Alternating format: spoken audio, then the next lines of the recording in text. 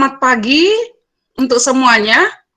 Siap, selamat pagi. Siap, selamat pagi, Bu.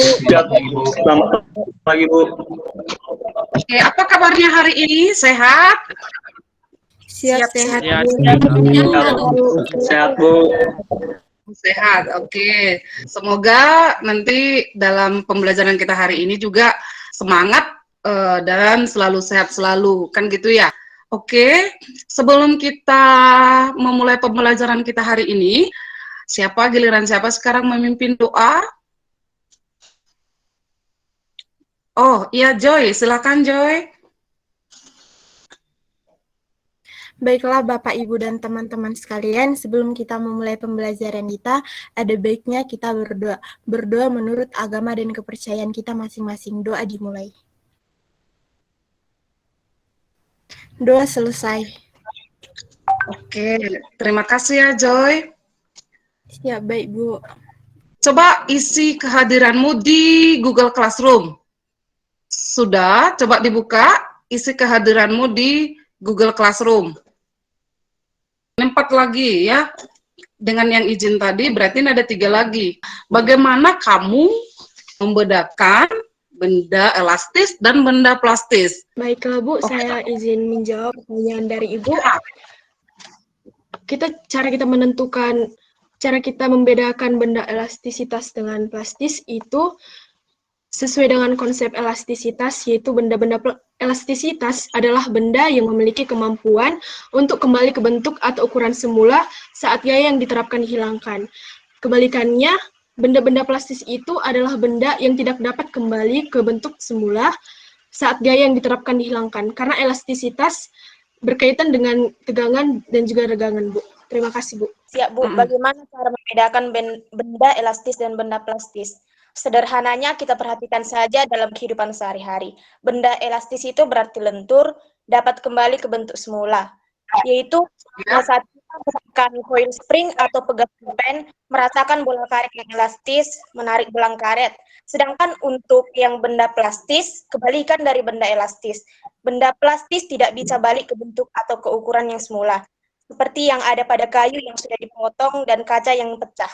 Pak, jadi untuk pertemuan ini, kita akan membahas tentang kelanjutan dari elastisitas, yaitu tentang menganalisa persamaan hukum Hooke untuk pemecahan masalah dalam kehidupan sehari-hari. Kemudian yang kedua, itu adalah bagaimana kita menganalisis grafik hubungan antara gaya yang bekerja pada pegas dengan pertambahan panjang. Paham ya? Siap, paham, Bu. Siap, paham. Oke. Coba perhatikan video YouTube yang Ibu putar ini. Apa yang kamu amati? Siapa yang bisa? String busur panah tersebut dapat kembali ke bentuk semula setelah dilepaskan saat mana kalian. Siap, dari video yang saya amati, video tersebut memaparkan tentang pertandingan sebuah panahan. Yang masalahnya di sana adalah tentang panahan. Jadi masalahnya di sana kan tadi ada si Roenta tadi bilang string busur. Nah, kita mau tadi dari panahan tersebut yang kita amati tuh string busur itu terbuat dari apa ya? Kan gitu ya. Tadi dibilang ada bahasa Roenta kembali ke keadaan awalnya, katanya begitu ya. Itu string busurnya terbuat dari apa? Kemudian nanti seandainya string tersebut diganti dengan tali rafia. Nah, apa yang akan terjadi gitu? Kita ganti stringnya itu dari tali rafia yang kita jumpa dalam kehidupan sehari-hari. Nah, apa yang terjadi? Nah, kemudian gimana pengaruh penarikan string dengan pertambahan panjang string? Kan tadi ditarik tuh ke belakang kan? Nah, kemudian yang keempat itu besaran apa aja yang bisa kita temukan di dalam video tersebut. Jadi nanti ini dari panahan tersebut, ini ada masalahnya nih. Ini yang mau kita pecahkan masalahnya ini. Pada pembelajaran kita hari ini tentang hukum Hooke. Bisa ya? Nah, ini yang mau kita bahas. Coba perhatikan LKPD yang sudah Ibu kirim di Google Classroom. Coba perhatikan LKPD yang sudah Ibu kirim di Google Classroom LKPD Hukum HOK. Sudah dibuka itu, Ibu kirim semalam tuh. Sudah dibuka? Siap sudah, Bu. Siap, sudah, Bu. Sudah, Bu. Oke, siap, sudah. Oke. Nah, coba perhatikan. Nah, ini LKPD-nya tentang hukum HOK. Nah, tujuan kita di sini nanti yaitu menentukan konstanta pegas melalui percobaan hukum HOK. Kemudian menganalisis grafik hubungan antara gaya yang bekerja pada pegas, kemudian pertambahan panjang. Nah, coba lihat LKPD-mu. Ibu ajari kamu bagaimana kamu mengambil data. Oke, pertama sekali kamu buka ini. Kamu buka aplikasi PET. Nah, kita mau mengambil data pada kegiatan 1. Perhatikan LKPD-mu ya, Ibu ajarin dulu 1. Aplikasi dari PET, coba perhatikan, kita mau mengambil data yang pertama itu mau menemukan persamaan hukum HOK seperti ini. Kamu buat panjang awalnya 48 cm, Ibu tentukan ya 0,48 meter biar nanti sama semua datanya untuk satu kelas ya. Nah, kemudian perhatikan yang ini, tampilannya nanti seperti ini. Garis putus-putus yang hijau itu panjang akhirnya. Berarti di sana adalah panjang akhirnya 56 cm. Kira-kira begitu. Paham maksud Ibu? Paham? Bu. Ya, coba Joy, gimana kamu mengambil data? Kita tengoklah Bu, garis hijaunya ini Bu, garis hijaunya ini Bu. Kita paskan ke penggaris Bu. Kita tengok di penggaris, garis hijaunya itu berada di ukuran mana Bu? Ya, Terus, oke. Berapa itu? 64 cm lah Bu. Oke, coba apa yang kamu dapatkan dari hasil pengamatanmu dari simulasi PET? Baiklah Bapak dan Ibu Guru, saya akan mempresentasikan hasil pengamatan saya pada kegiatan 2 dengan menggunakan simulasi PET. Jadi di sini kan Bu, saya mencoba menggunakan dengan 2 jenis pegas yang berbeda Bu. Kalau jenis yang pertama itu saya gunakan pegasnya itu yang tipis Bu. Terus jenis yang kedua ini saya gunakan pegas yang lebih tebal Bu. Terus ukurlah panjang awalnya itu kan Bu. Panjang awalnya itu 48 cm. Terus pertama, kugantunglah Bu, beban yang sama, 100 gram. Ternyata pertambahan panjang yang dihasilkan itu berbeda Bu. Berbeda. Terus percobaan kedua, buatlah bebannya sama. Sama juga, tapi lebih besar dari percobaan yang pertama Bu, 250 gram. Ternyata pertambahan panjangnya juga berbeda Bu. Terus pas kubuat konstanta pegasnya Bu, semuanya itu konstanta pegasnya itu berbeda Bu. Kalau makin besar pertambahan panjangnya, maka konstantanya makin kecil Bu. Terus kalau makin kecil pertambahan panjangnya, maka konstantanya jadi lebih besar Bu. Terus di sini pertambahan panjangnya di sini berbeda Bu, karena dipengaruhi oleh 2 jenis yang berbeda. Terus jenis yang pertama ini pertambahan panjangnya itu lebih besar. Terus jenis yang kedua ini pertambahan panjangnya lebih kecil Bu. Terus waktu hitung konstantanya kan Bu. Iya Bu. Lanjut sampai ke pertanyaan. Iya Bu.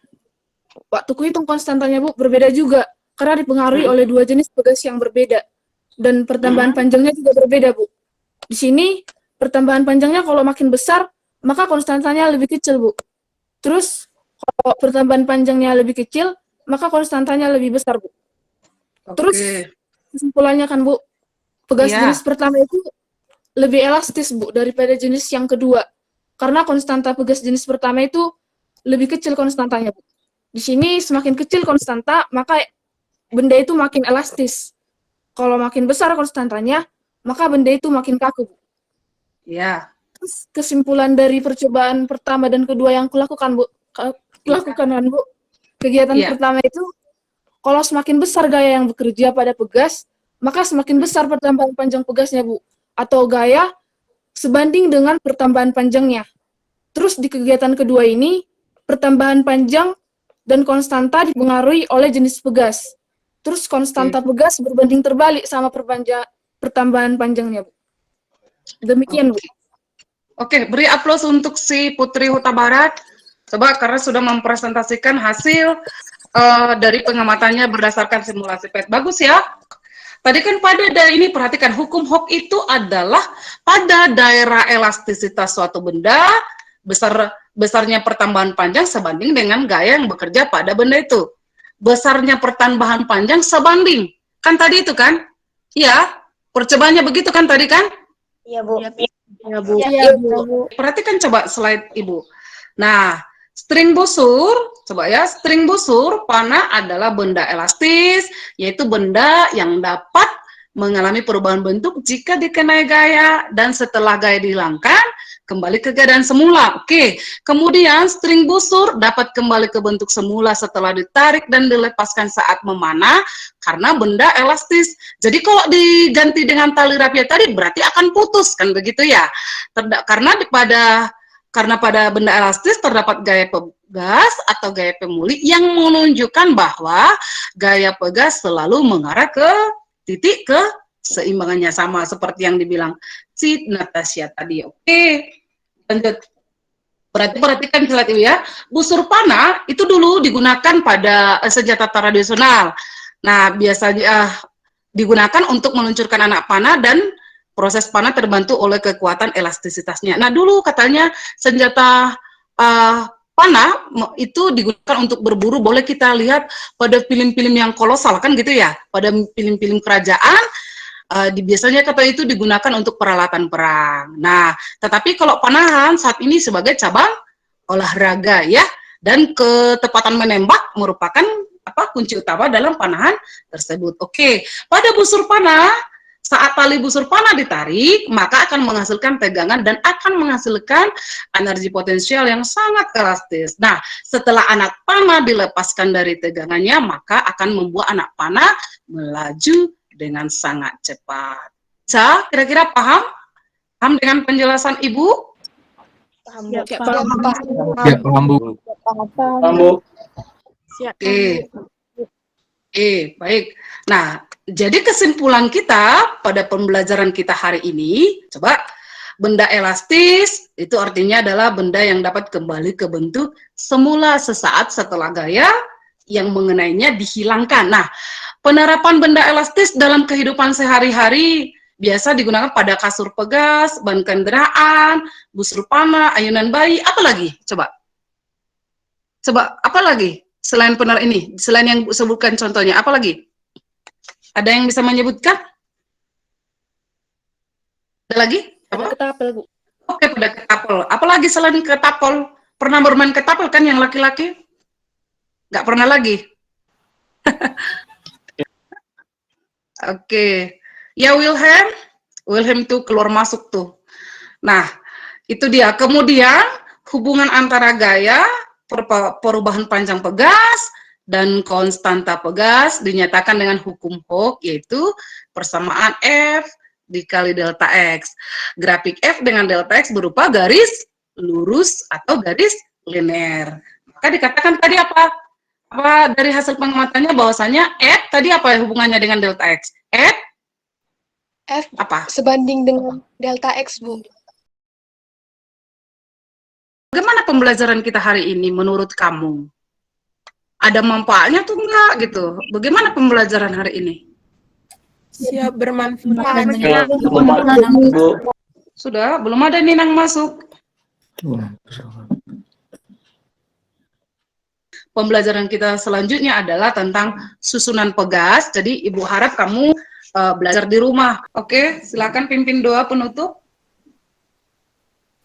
Baiklah, Bapak Ibu Guru dan teman-teman sekalian, sebelum kita mengakhiri pembelajaran kita, semoga pembelajaran kita hari ini dapat bermanfaat bagi kita. Baiklah, kita akhiri pertemuan kita hari ini. Kita berdoa menurut agama dan kepercayaan kita masing-masing. Berdoa dimulai. Doa selesai. Oke, terima kasih Irma. Oke, demikian pembelajaran kita hari ini. Selamat pagi. Siap. Selamat pagi, Bu. Selamat pagi.